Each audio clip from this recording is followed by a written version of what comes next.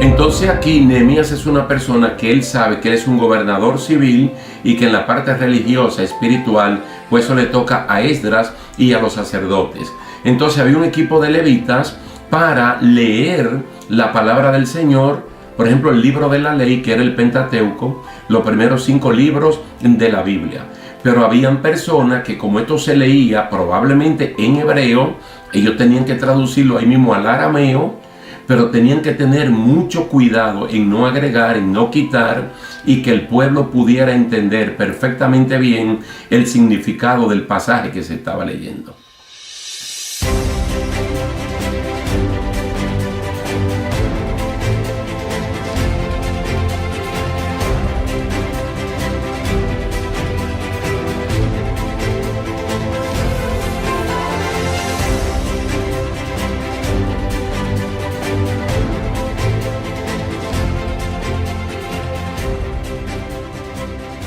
Saludos y bendiciones, queridos hermanos. Es un placer estar aquí de nuevo con ustedes para seguir estudiando la palabra del Señor en esta serie de estudios bíblicos, la Iglesia del Nuevo Testamento. En nuestra última parte acordamos que en el día de hoy íbamos a ver la experiencia de Pablo en Atenas en 2 partes. Quiere decir que hoy vamos a ver la primera parte. Vamos a ver la primera parte en Hechos capítulo 17, los versículos 16 al 21. Lo repito porque a algunos de ustedes les gustan tomar notas. Hechos capítulo 17, verso 16 al 21. Después de una experiencia extraordinaria en Berea, los sediciosos, judíos no creyentes, enemigos del evangelio que vivían en Tesalónica, fueron a Berea, armaron un alboroto y Pablo fue enviado por los hermanos de Berea, ya no los judíos, sino hermanos, por vía marítima a Atenas. Ahora lo encontramos aquí. Verso 16, mientras Pablo los esperaba en Atenas, es decir, a Silas y a Timoteo, y me imagino que a Lucas también, su espíritu se enardecía viendo la ciudad entregada a la idolatría. Así que discutía en la sinagoga con los judíos y piadosos, y en la plaza cada día con los que concurrían. Y algunos filósofos de los epicúreos y de los estoicos disputaban con él. Y unos decían, ¿qué querrá decir este palabrero? Y otros, parece que es predicador de nuevos dioses, porque les predicaba el evangelio de Jesús y de la resurrección. Y tomándole, le trajeron al Areópago, diciendo, ¿podremos saber qué es esta nueva enseñanza de que hablas? Pues traes a nuestros oídos cosas extrañas. Queremos, pues, saber qué quiere decir esto, porque todos los atenienses y los extranjeros residentes allí en ninguna otra cosa se interesaban, sino en decir o en oír algo nuevo. Quiere decir que mientras Pablo esperaba por parte de su equipo ministerial a Silas, a Timoteo, a Lucas, al equipo completo, él estaba en una especie de turismo en Atenas, la capital de Grecia, viendo a toda una ciudad entregada a la idolatría. Esto le enardecía el espíritu por el predominio de ídolos en una ciudad de alto saber y que vive investigando y averiguando cosas nuevas. Para Pablo esto no era ni arquitectura, ni bellas artes, ni escultura, sino idolatría. Entonces, ¿por qué su espíritu se enardecía?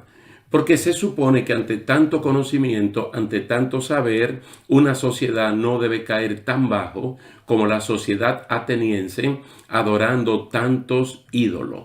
Un culto idolátrico sorprendente, que como veremos en la segunda parte, en la siguiente ocasión, vamos a ver entonces una cantidad de dioses, y también había uno, por si acaso se le había olvidado, alguno de ellos que le llamaron al Dios no conocido. Pero eso lo veremos más adelante.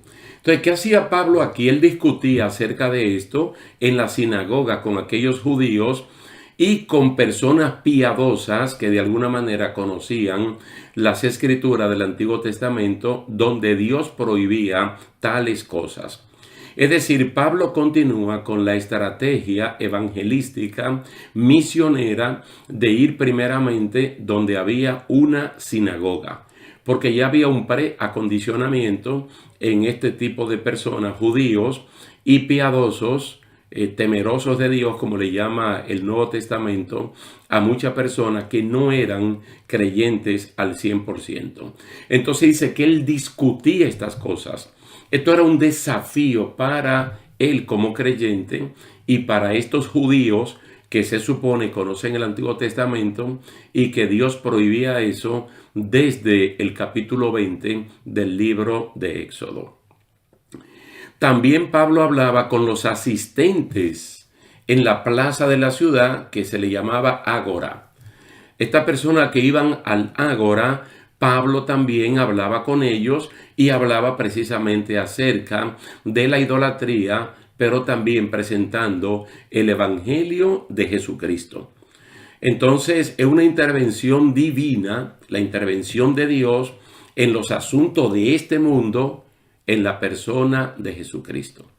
Ahora, aquí se destacan dos corrientes filosóficas muy importantes, tal vez las dos más importantes y que habían suprimido de hecho las demás. Los epicúreos. Los epicúreos, para ellos la finalidad de la vida del hombre era la de buscar el placer, no por satisfacer sus pasiones, sino por buscar una vida de tranquilidad egoísta, libre hasta lo posible de toda perturbación, dolor y miedo. Los epicúreos, buscar el placer. Para los estoicos, la otra corriente filosófica que aquí se menciona, la facultad principal del hombre era su razón, por la que tenía que buscar una vida conforme con la naturaleza, haciéndose independiente, suficiente para sí mismo, controlando con mano fuerte su vida emocional. Ellos podían incluso sufrir el dolor, el padecimiento con tal de la obtención de su objetivo. El mensaje de Pablo era el Evangelio de Jesús, y ese es un punto en el cual la iglesia de hoy tiene que estar clara, porque no importa la tendencia que esté dominando la sociedad, en la escuela, en el trabajo, en los medios de comunicación, y que la gran mayoría le lleven la contraria a Dios. La tarea nuestra es predicar el Evangelio tal y como Dios nos dijo que teníamos que hacerlo.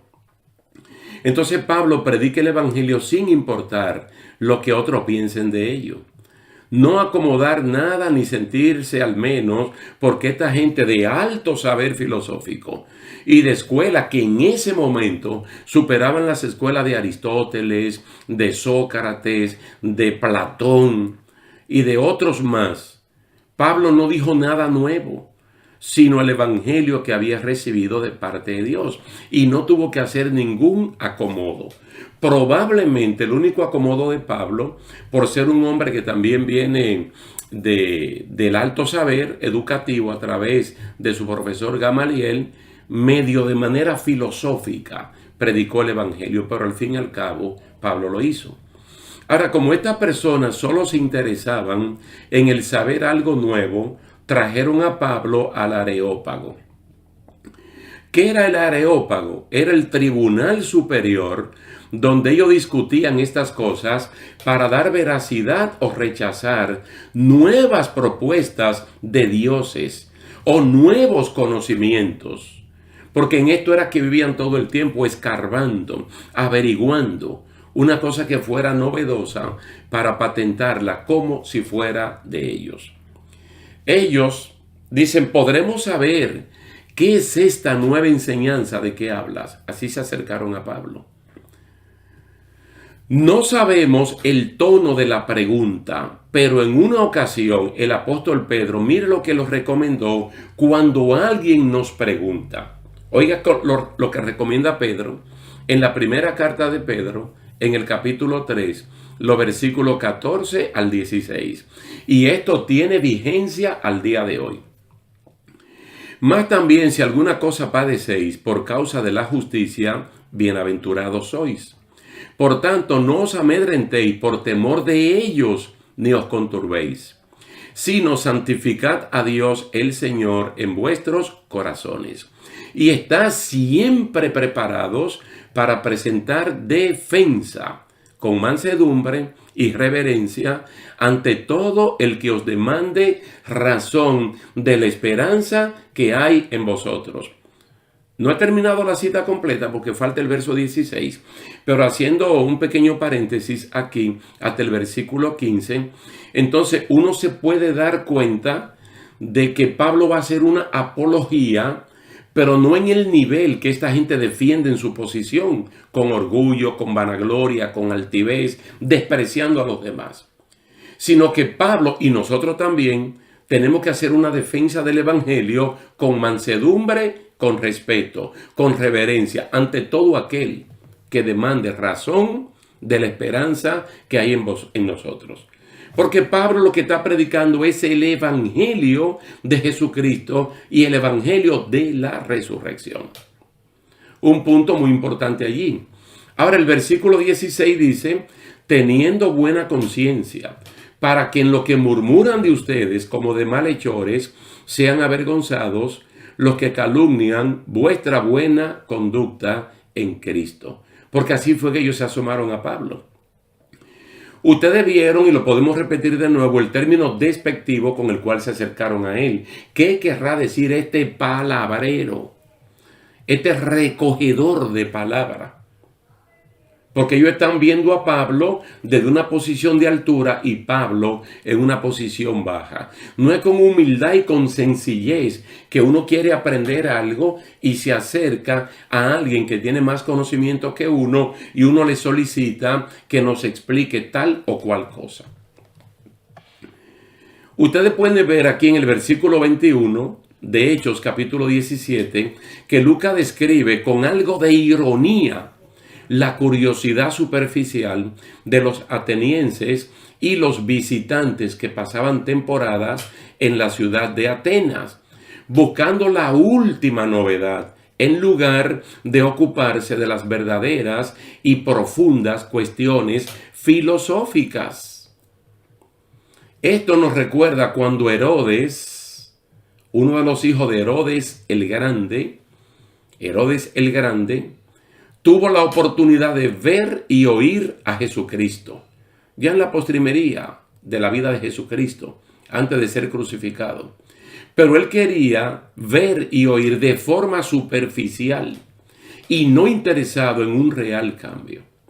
Lucas, el mismo autor del libro de los Hechos, en Lucas 23, 8 al 12, mire la manera como relata esta gran oportunidad que tuvo este Herodes de ver y oír a Jesús. Herodes, viendo a Jesús, se alegró mucho, porque hacía tiempo que deseaba verle, porque había oído muchas cosas acerca de él, y esperaba verle hacer alguna señal. Y le hacía muchas preguntas, pero él nada le respondió. Y estaban los principales sacerdotes y los escribas acusándole con gran vehemencia. Entonces Herodes, con sus soldados, le menospreció y escarneció, vistiéndole de una ropa espléndida, y volvió a enviarle a Pilato.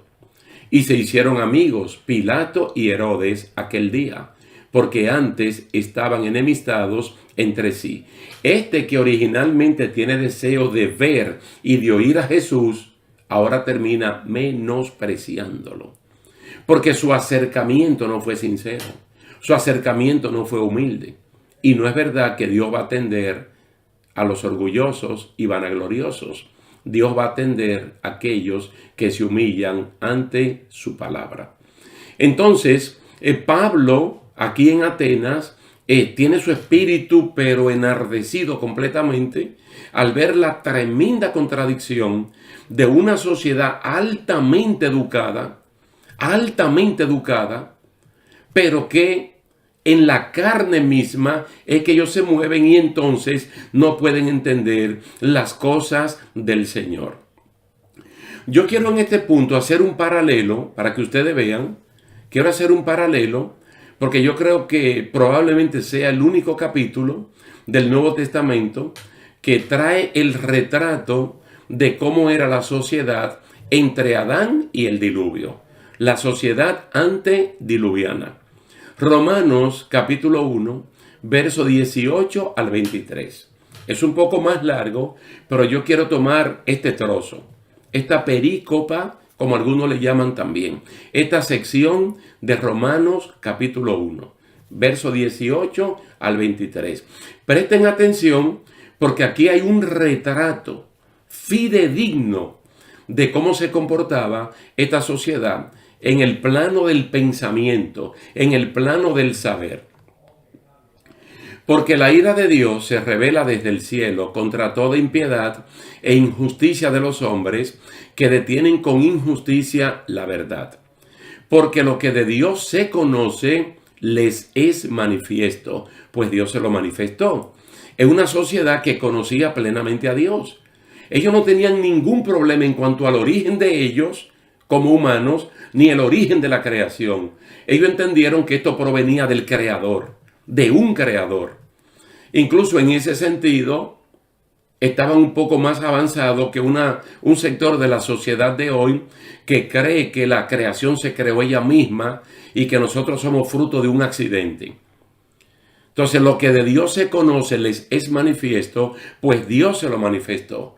Dice, porque las cosas invisibles de Él, es decir, de Dios, su eterno poder, su deidad, su naturaleza divina, se hacen claramente visibles desde la creación del mundo, siendo entendidas por medio de las cosas hechas, de modo que no tienen excusa nadie. La sociedad antediluviana y esta sociedad no tiene excusa, porque el poder invisible de Dios se ha hecho visible a través de la creación del mundo. Entonces, si hay una creación, hay un creador, y el creador es Dios. Y dice que esto está siendo entendido por todo el mundo de tal manera que no hay excusa. Pues habiendo conocido a Dios, no le glorificaron como a Dios, ni le dieron gracias, sino que se envanecieron en sus razonamientos y su necio corazón fue entenebrecido. Mira, algo tan sencillo como la revelación general de Dios a través de las cosas que Él ha creado, de la creación. Cualquiera debe entender inmediatamente que detrás de la creación hay un creador.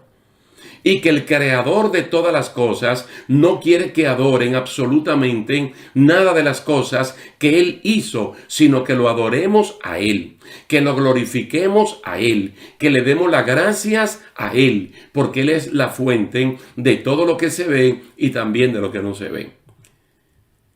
Pero entonces aquí está hablando de razonamiento vano, envanecimiento en sus razonamientos. No eran solamente los estoicos, los epicúreos también. Y parte de esa herencia filosófica de los siglos 2 y 3 antes de Cristo, de los Platón, de los Sócrates, de los Aristóteles y de una serie de otros filósofos, muchas veces se pasaban de la raya en su razonamiento y realmente su razón fue entenebrecida. Y al día de hoy hay personas que piensan igual. Entonces uno se puede enardecer en el espíritu, al igual que Pablo, en este tiempo que todavía hayan personas que le quieran llevar la contraria a Dios y que incluso prefieran vivir en el extravío y no en la verdad. Profesando ser sabios, se hicieron necios. ¿No se parece a la sociedad ateniense? No le damos todas las razones al apóstol Pablo para reaccionar de esa manera, para ir a la sinagoga a discutir con los judíos y aprovechar a aquellos temerosos, piadosos y hablar también de que Dios en su palabra prohíbe eso, aunque le llamen arquitectura, bellas artes, escultura, eso es idolatría. Entonces dice, cambiaron la gloria del Dios incorruptible en semejanza de imagen de hombre corruptible, de aves, de cuadrúpedos y de reptiles. Todo esto de Romanos capítulo 1, versículo 18, aquí hasta el 22, concuerdan perfectamente bien con Hechos capítulo 17, los versículos del 16 al 21. Entonces, en ese mundo del alto saber, Pablo no se tiene que modificar.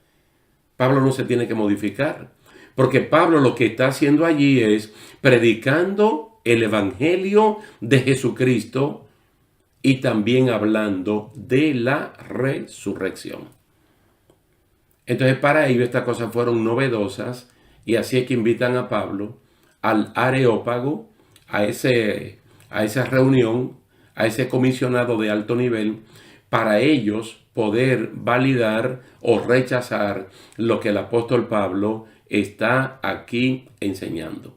Yo creo que para nosotros, la iglesia del siglo XXI, aquí hay una gran lección, porque hay una tendencia generalizada a practicar valores anticristianos, desalojando a Dios de cualquier lugar, hasta de las iglesias, porque ya hay iglesias que a Dios no es glorificado, no es gratificado con nuestra adoración, y ahora se resaltan valores puramente humanos, de superación, de alcance, de sueño, de lo que uno puede alcanzar como tal. La misma corriente filosófica de Atenas, o los epicúreos por un lado, buscando el placer a como dé lugar, una sociedad placentera, amadora de sí misma, y por otro lado, aquellos que le dan más cosas a la razón, y no es que no se le dé a la razón, porque el apóstol Pablo habla a la iglesia de Corinto, cómo los dones tienen que ser manejados con conocimiento, para no convertir en un desorden el culto que uno le ofrece a Dios. Pero Pablo está predicando el evangelio de Jesús. Un evangelio que en Lucas capítulo 24 está bien claro. En la gran comisión completa en los 4 evangelios.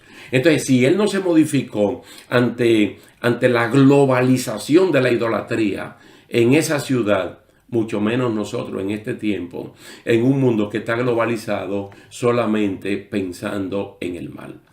Nosotros vamos a parar aquí porque le vamos a dar un poco más de oportunidad a la segunda parte de Pablo en Atenas, desde los versículos 22 hasta el 34. Pero esto va a ser en la próxima ocasión. Entonces vamos a leer completo todo este episodio de la experiencia de Pablo, y vamos a ver lo que nosotros podemos rescatar para la iglesia del siglo XXI. Así que por hoy lo vamos a dejar hasta aquí, y le damos gracias a Dios por este tiempo, y yo personalmente a ustedes por la atención dispensada. Dios me le bendiga, Dios le guarde, y hasta un próximo encuentro.